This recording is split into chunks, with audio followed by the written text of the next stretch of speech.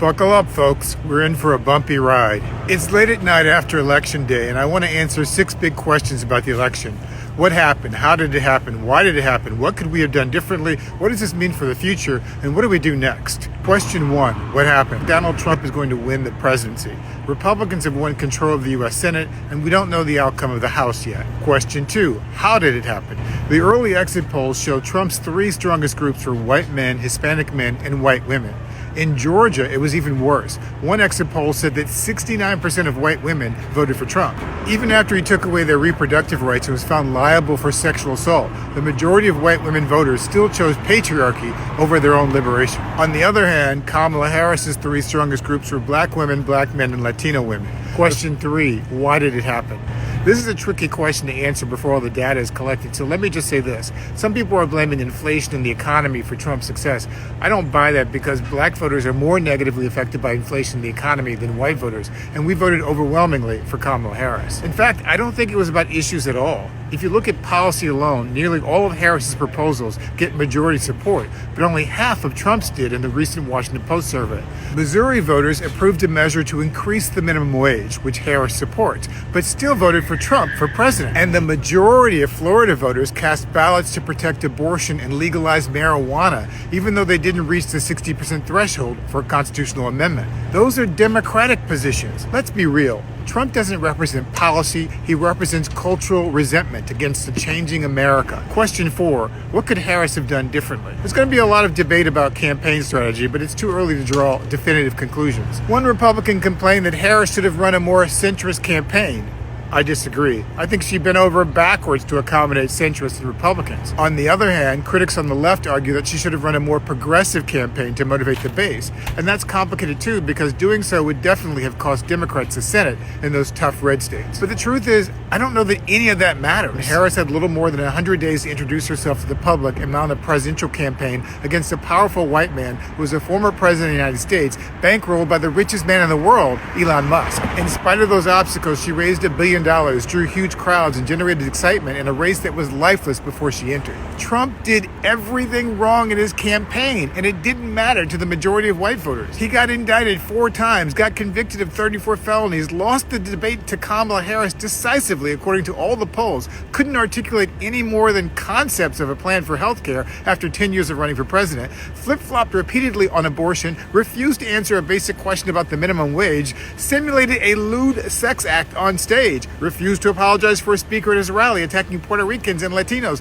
joked about shooting the press, picked a running mate who called him America's Hitler, and was outed by his own former chief of staff for saying Hitler did some good things. Nothing mattered because it was never about issues. White America has been lecturing black people about crime, morality, and patriotism for years, and then they vote for a convicted criminal, sex offender, and insurrectionist to be the president. No black person or woman with Trump's track record and 2 impeachments would ever be nominated, much less elected president. That's why it's not about policy. It's about race and gender and the changing America. Donald Trump is the avatar of white supremacy, and the fact that a small but significant percentage of black and brown people were willing to excuse or embrace his racism, sexism, and xenophobia doesn't disprove that. It just reflects how some of us have assimilated into the same white supremacist beliefs. Question 5. What does this mean for the future? First, Trump will be able to appoint a new attorney general who will fire special counsel Jack Smith and dismiss the criminal charges against him. Second, with the new Republican Senate, Trump will be able to appoint several new Supreme Court justices who will be young enough to give Republicans control of the Supreme Court for the next 20 to 25 years. That means if you wanted reparations, reproductive rights, LGBTQ rights, DEI, environmental protections, or any progressive policy,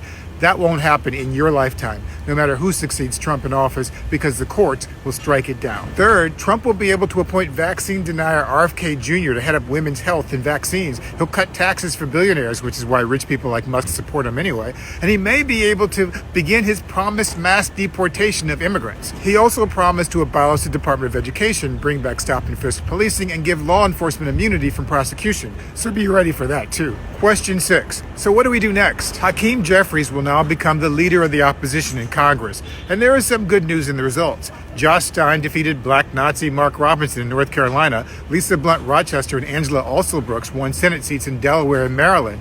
These 2 black women in the U.S. Senate will give us new soldiers in the fight. But what happens next is up to us. A lot of people are hurting right now, and many more will be hurt in the years to come if Trump implements his policies. I recommend self-care. Do what you need to take care of yourself, and remember, you are part of a broader community. We have to be there for each other in these trying times. As I said in my final video before the election, this is not a sprint, it's a marathon. And no matter what happens in the days to come, I am clear and certain that we are on the right side of history. Don't give up. Live to fight another day. And, it feels like darkness has descended not only on American democracy, but on the prospect of any accountability for the crimes Donald Trump and his criminal associates committed against the American people. So first of all, with respect to the federal cases, I almost feel guilty when I say, well, of course, his federal cases will be dismissed. Donald Trump will appoint a nefarious attorney general and order him to just go ahead and corrupt. I might get some violations and I may offend some people with what I'm going to say, and I don't give a. To all you Latinos that voted for Trump, I hope he mass deports you and your entire family. Whether you were here legally or not, you got to go. I hope he does that. To you black men who your fragile ego couldn't take a black woman in office, so you either voted for Trump or you didn't vote at all, the police will now have carte blanche to you right where the fuck you stand. And when they do that, there's not going to be no GoFundMes.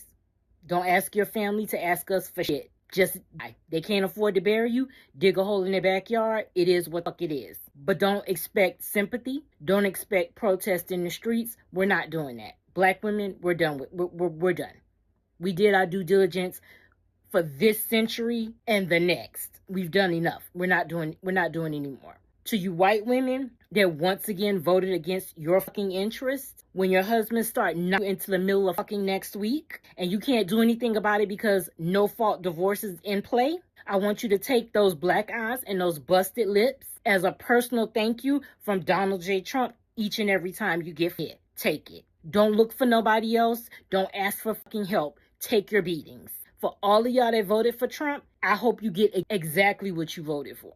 Because the only thing he did was make America great for the people that it was great for from the fucking beginning, white men. That's what he did. He couldn't run the risk of whiteness no longer being the default, not being allowed to fail up. So when you're somewhere and there's a medical emergency and you can't get help, women who voted for him, don't take it. You just got. If you got kids, they just gonna be motherless. It is what the fuck it is. You didn't get, so we don't get. That's how it is. This isn't America anymore. I don't know what the fuck it is, but it's not gonna be America. And if you think that Trump is gonna be in that office for 4 years, you're insane. Because we about to be in a real live action episode of Scandal. Because your next president is not Donald Trump, it's J.D. Vance. Because trust and believe, within a year, you're not gonna see Trump anymore. He's either gonna be, and they're going to say it's illness or he died in his sleep, it's natural causes because he's old enough, or they just going to let him spaz out and do the 25th. And that's when we really going to be in the Handmaid's Tale. So I really hope all of you who voted for him, you get exactly what you deserve.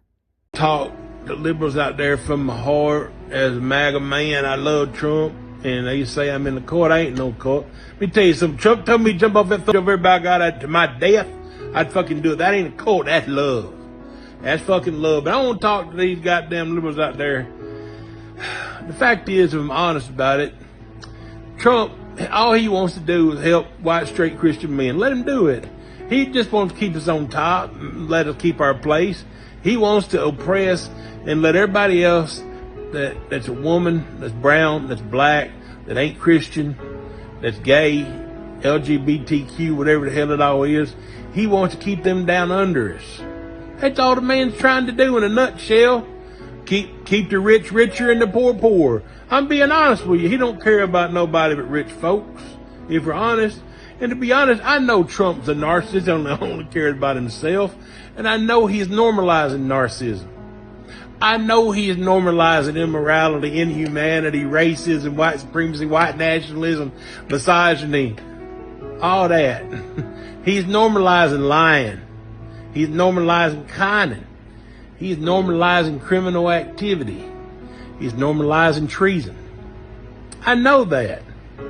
But because I myself care about the white man, I'm willing to die for him. Call that a card if you want to. But Trump is Orange Jesus. He's my fucking savior. And one day he's going to come down out of heaven and save me. Y'all may call that crazy, but I believe it. Yes, white supremacy can make you batshit fucking crazy. And yes, we found our fucking leader. And there ain't a white supremacist in this country that would fucking disagree with me. They all worship Trump. They all celebrate Trump. They all support him. And so do I. And that's why the Republican Party is now MAGA. We've always been white nationalists. It's just we ain't shy about it no more. Trump made the shy racist, confident, proud. He made it fashionable again. That's all we're trying to do, y'all. We're going to stop this wokeness. We ain't going to allow white supremacy to be dismantled. We ain't going to allow, have we ever had justice, equality in this country? No. America's always been full of racial disparities, and by God, that's the way we're going to keep it, and the Heritage Foundation. And Trump and MAGA and Project 2025 is going to make it all possible. They got a plan laid out, a 900-page plan. It's all laid out right there. They got laws they're going to pass. Women's rights, gone. Black rights, gone. Immigrants, gone. Banning black authors, black books. DEI, justice, equity, diversity, gone. Y'all ain't going to have no fucking rights. But let me tell you something. Trump's going to keep the rich, white, Christian man on top, by God. And that's why we fucking love Orange Jesus. That's the real reason, y'all, right there.